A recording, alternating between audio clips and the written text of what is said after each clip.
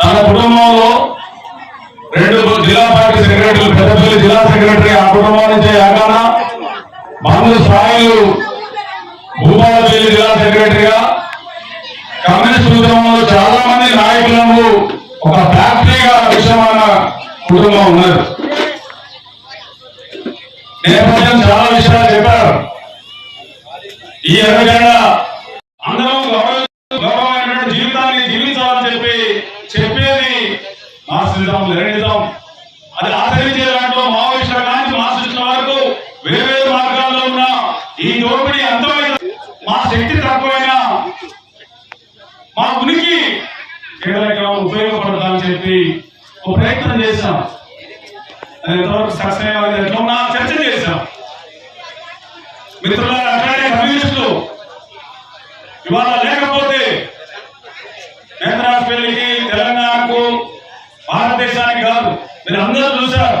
నిన్న మొన్న ఈ ప్రపంచంలో 3వ ప్రపంచ యుద్ధం వస్తుంది, మొత్తం మానవాళంతో బూడిదైతుందని చెప్పి, నాకు అడ్డం వస్తే ఆ బాంబులు వేస్తామని చెప్పి ప్రపంచంలో పెట్టుబడిదారులకు ప్రతినిధులైన అమెరికా లాంటి దేశాలు మన ఇరాన్ మీద అమెరికా యుద్ధం చేసిన ఎక్కడి నుంచి వచ్చింది? ప్రపంచంలో కమ్యూనిస్టులు బలైపోతున్నారు. ఇరాక్ అధ్యక్షుడు సద్దాం హుస్సేన్ హత్యతో మొదలై నిన్న మొదటిదాకా ప్రపంచాన్ని ఎప్పుడంటే అప్పుడు చెప్పి పెట్టుబడిదారులు, కార్పొరేట్ శక్తులకు, అదేవిధంగా వాళ్ళ అనుకూలమైనటువంటి ప్రభుత్వాలు ప్రపంచంలో ఉన్న మానవాన్ని భయపెడుతున్నాయి, బెదిరిస్తున్నాయి. దీన్ని ప్రశ్నించే వాళ్ళ బలం తగ్గింది కాబట్టి ప్రపంచమే భయం గుప్పిట్లో బతుకుతాం. వివరాల్లోకి నేను వెళ్ళను. ఈ దేశంలో పరిపాలిస్తున్న పాలక వర్గాలు ఈ దేశంలో ఉన్న సంపదను గొప్ప వ్యక్తులకు ఒప్పజెప్పే పని జరుగుతూ ఉంది. పేదవాళ్ళు మరింత పేదవాళ్ళు అవుతా ఉన్నారు, పెద్దవాళ్ళు మరింత ధనవంతులు అవుతా ఉన్నారు. పాలన ఎవరిది, పార్టీ ఎవరిదని వాడడం, కానీ సంపద ఎక్కడ పోగవుతా ఉంది. లక్షల కోట్ల రూపాయలు ఇలా సంపాదించుకునే అవకాశం అదానికి ఎట్లొచ్చింది, అంబానికి ఎట్లొచ్చింది, పెట్టుబడిదారులకు ఎట్లొచ్చింది? ఇలా పేద రైతు గిట్టుబాటు ధర ఎందుకు లేదు? నిత్యావసర వస్తువుల ధరలు ఎందుకు పెరుగుతున్నాయి? ఉప్పు, పప్పు, నూనె 10 ఏళ్ల కింద 60 రూపాయలు ఉన్న మరి ఎందుకు 120 అయింది? 400 ఉన్న గ్యాస్ ఎందుకు 1200 అయింది? పేదోడి మీద పరుగు పడుతుంది, పెద్దోడి దగ్గర సంపద వస్తుంది. ఇది పాలక వర్గాల్లో ఉన్నటువంటి ప్రేమ. పాలించేవాడు ఎవరి కోసం పనిచేస్తున్నాడు చెప్పేదాన్ని ఆలోచింపజేసేది. అందుకే ఇలా కమ్యూనిస్టులు ఏదైతే శ్రమల సంపద సృష్టించబడుతున్నారో ఆ సంపద సృష్టించిన దక్కాలని చెప్పేటువంటి ఈ భూమి ఉన్నటువంటి ఏకైక పార్టీ ఇలా జెండా పార్టీ. ఎవరు సృష్టించిన సంపదనైనా పెత్తనం వాడికే ఉండాలి. ఈ సంపద సమాజాన్ని నడిపిస్తుంది, కానీ ఈ సంపద సృష్టించడం కాకుండా ఈ సంపదలో భాగస్వామ్యం లేదు, దాన్ని అనుభవిస్తున్నాడు, దాన్ని అడ్డుకోవాలని చెప్పారు. దీనికి ఆరోగ్యంగా ఉన్నటువంటి అవకాశాలు అన్నింటినీ వాళ్ళు వాడుకుంటున్నారు. ఇలా కులం, మతం, వీటన్నిటినీ ఈ కులాల మతాలు మనం పెడితే వచ్చినాయి కావు. ఎవరి కోసం పెట్టారు వాళ్ళు చెప్పారు. మూఢ విశ్వాసాలు రకరకాల, నేను అది కూడా చెప్పను.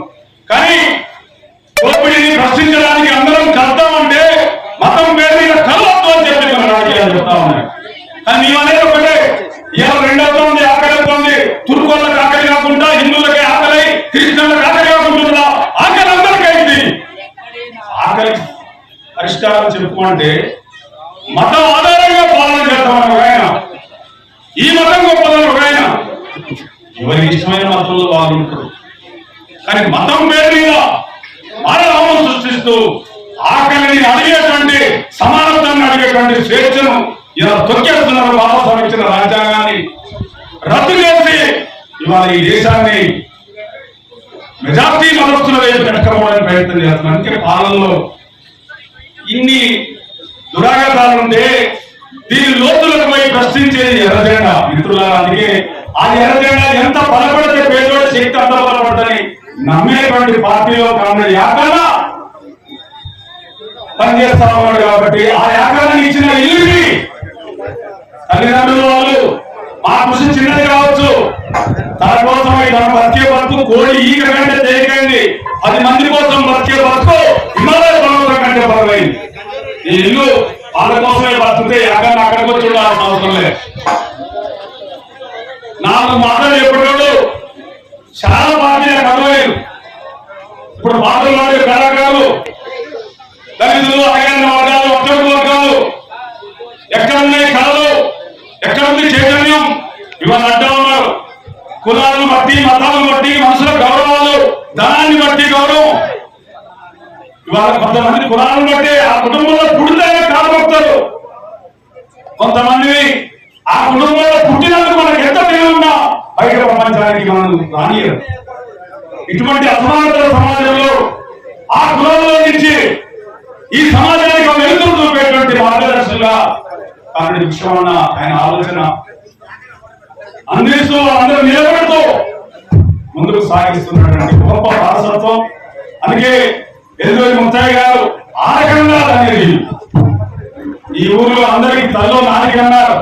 మాస్టర్ తెలుసా, టెస్ట్ పేపర్ ఇద్దామా కానీ మనుషుల మధ్య కలిసి ఉండటం ఎట్లా, కమ్యూనిస్టులను కాపాడుకోవడం ఎట్లా, ఎర్ర జెండాను ఎన్ని నిర్బంధాలు వచ్చినా నా కొడుకులు ఎర్ర జెండా కిందనే ఉండడం ఎట్లా.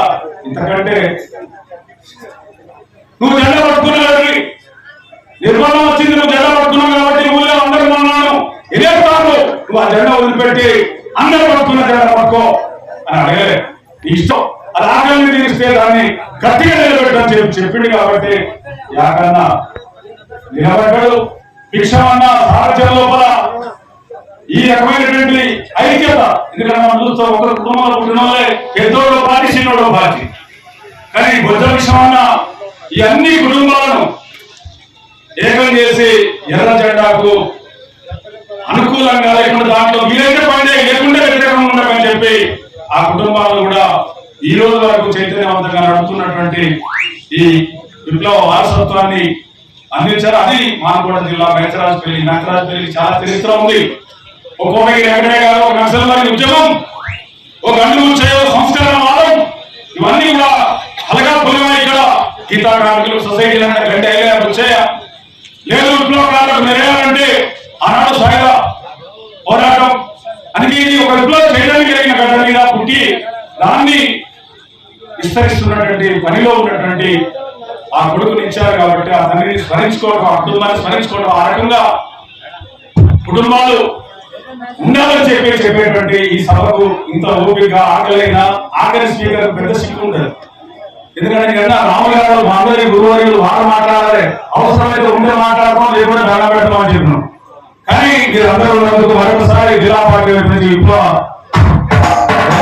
అదేవిధంగా ఆ కుటుంబానికి మరొకసారి ప్రకార సంతాన సానుభూతులు, మరి మరొకసారి ఎదురు ముత్తయ్య గారు జోహార్లు అర్పిస్తూ సెలవు. నమస్కారం.